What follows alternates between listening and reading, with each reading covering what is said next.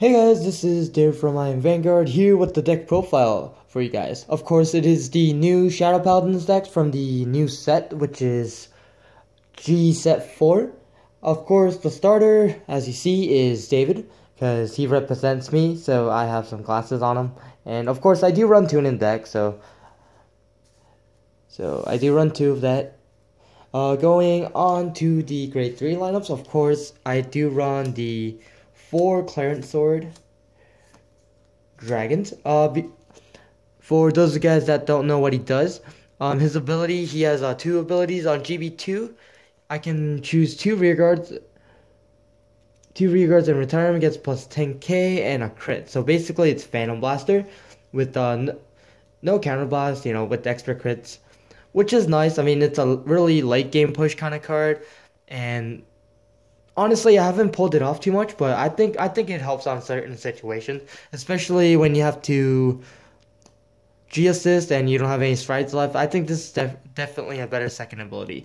And the reason why he's actually good is because of his second ability, where when you stride on top of Clarence Sword, which is his second effect, you can counterblast as a cost and call grade 1 unit and call it on the field. And of course, it gets a +2. So I think that was a really, just a really nice effect for shadows. Just gives an extra 1, and of course, gets a power boost over it. So it's pretty nice. And then of course, extra card for the strides. So run 4 Clarence Swords. That's a grade 3. And then of course, as a backup Vanguard, I do run the new rare from the set.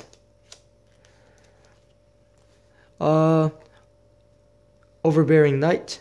I run 4. The reason why I do run him is not because of his GB1 ability, which isn't really that good, where you have to sack 2 rear guards, retire them, and then give the Vanguard the effect of +5, and if this unit hits, retire 2 from the opponent's field, which, I mean, I don't think it's a fantastic effect, but it's his second ability. What really decide me to put him in the deck is when a G unit strides over this card, it gets +5. Honestly, I think extra power is always good. So, I mean, just in case I need a Diablo or do any other effect, this card will... I just feel like this card will come really handy. Of course, I did get the stuff today at the sneak peeks. And, of course, I did do a lot of playtesting before I had deck profile. It actually worked really well. Going to the grade 2 lineups, of course, I do run 4 of the Dark Pride Dragons. These are also from the new set, G4. When this card, on GB1, when this card is sacked by a unit's ability, you can get the other copy, well, not the other copy, but the other version, which is Dark Quartz Dragon, and call it on the field. And of course, ability-wise, you can unflip damage, which is countercharge. So I think I run 4 because I do want to get into this often, just so I can unflip more damage and, try to unflip damage and use more effects for other abilities. I do run 3 of the Knight of Brawn, which is pretty simple effect for every grade 1 or less, or any grade less than this card, he gains +3.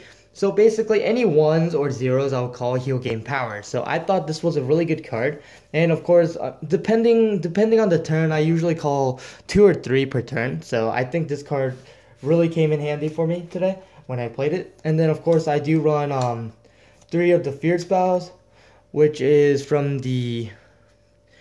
Well, most of my friends got it from the New York one, and I just bought it off online. It was pretty pricey, but ability-wise, if you have 1 or less grade 1s, or I mean 1 or less back row, he gets an effect where it gets a +2, and then when this unit attack hits, you can unflip it damage. And of course, choose a card, sword charge, choose a card, unflip. So I think this card is pretty standard. I do run 3 because of the fact that, I could run more, but right now I'm trying to save some space for grade 1s. So I do run a little less grade 2s. I think 10 grade 2s really doesn't really kill the deck. So just 3 Fear Spouse. Going to the grade 1 lineup, I am running 4 of the Karma Collector, which is the Unflip Perfect card, which is very necessary for this deck because of the amount that I do need in Cannon Blast per turn to pull off these combos or create numbers. So I do run 4. I do run 4 of the Stride Enabler because it is a Stride deck, and I think it is very important to run 4 of these. And of course, it does search for Clarence Sword also. I think it's very important. And then, of course, I do run 4 of the new rares that came out in the set, which is the Dark Quartz Dragon. When this unit is called to the rear guard, and if you have a grade 3 Vanguard, which is a Clarence Sword Dragon, you can give the Clarence Sword Dragon a +3. So, I mean, it's not really special, but from my point of view, it's just an extra card I can get as a chain. So I think this card is really nice just because of the fact that it chains with Clarence Sword and the Dark Pride Dragon. And then I run one of the prohibited books, which is a promo from set 3, which ability Counterblast. When this unit is placed on the rear guard, you can pay the cost. If you do, search your deck for a 0.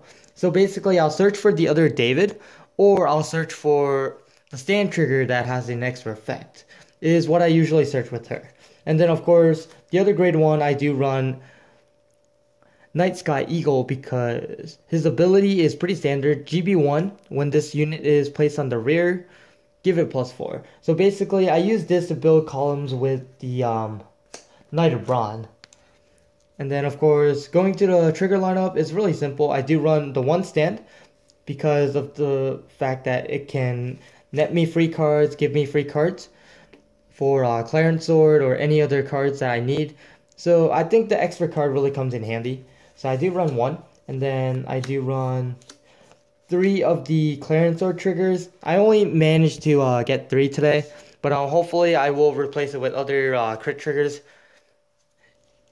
and try to run 4 of these. But these are pretty handy since I am not running the Howl Owl, which is basically a Margot clone.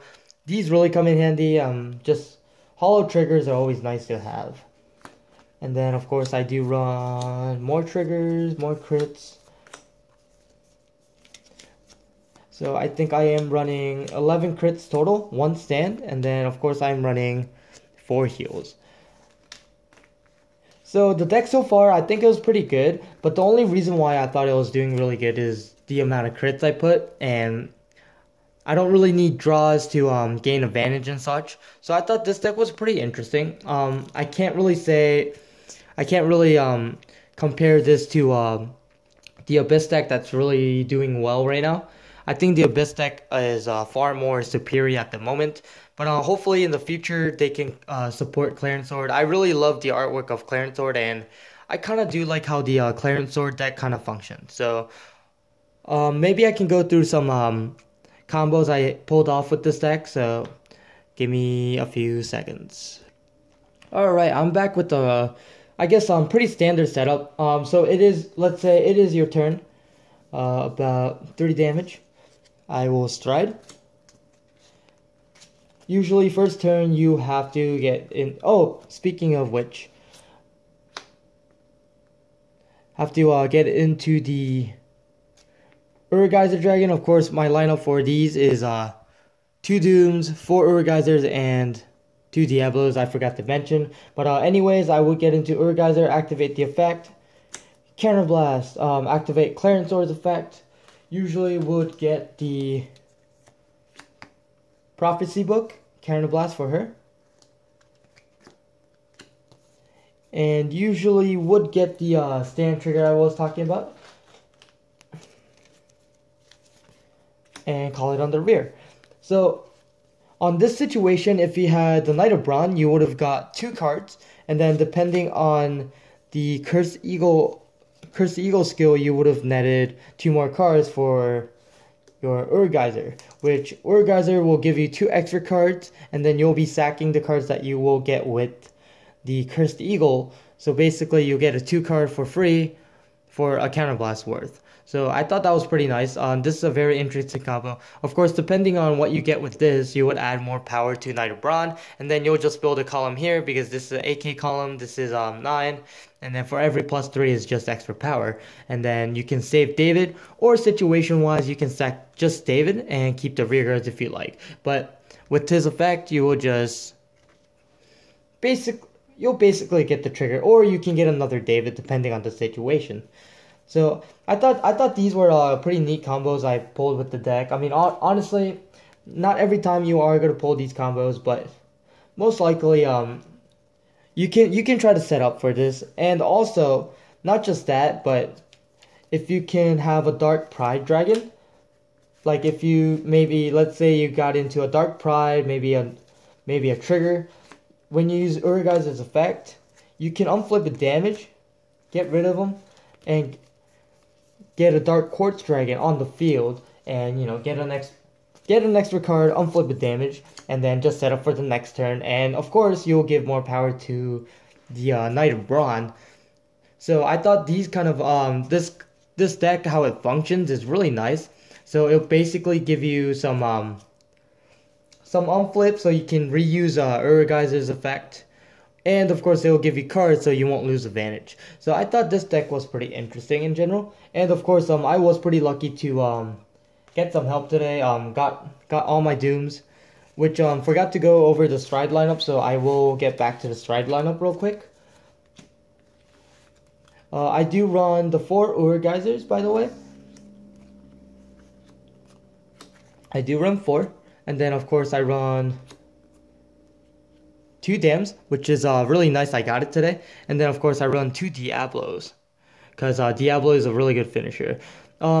If I do say if there's any flaws to this deck, I would say that it's really hard to finish the opponent. So you'll have to try to. That's why I added more crits, so I can kind of try to finish them with triggers at this point. Try to make this deck a little competitive. But Urugai's Dam is definitely a card that you want to do towards late game, is what I realized with the deck.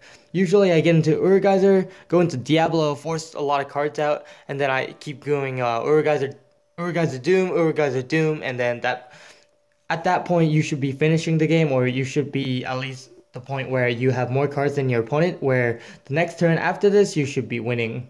So really interesting deck. I think you guys can definitely try it out. I'll try to put up some matches. I know I've been a little busy, but hopefully I will definitely get some matches out. But make sure you guys put a comment, rate, subscribe down below, and make sure you give a thumbs up for a match for this deck.